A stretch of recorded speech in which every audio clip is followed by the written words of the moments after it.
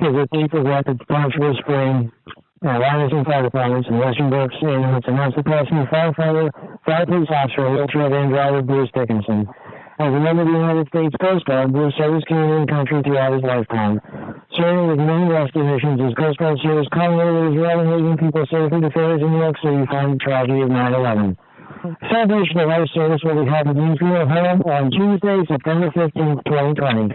Stay tuned to local and social media outlets for additional details, which information will become available. 1803 Dispatcher 44.